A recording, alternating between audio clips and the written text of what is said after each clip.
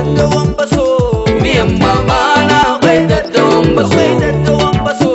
Miyan mamana wai miyan mamana. Miyan mamana wai miyan mamana. Miyan mamana wai miyan mamana.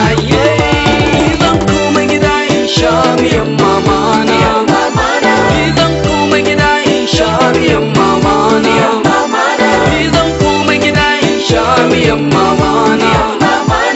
Zan koma gida in sha miyan mamana. Miyan mamana akwai lagwada sosai. Miyan mamana akwai lagwada sosai. In ta zo daga gona za ka ganta aje garma can. In ta aje garma can za ta ɗauka miyan fukan. Ta ɗau turmi da tabarya sai ta daka miyan yayi laushi. Da daulariya da matan kaɗai kuma ta tabbatar babu tauri.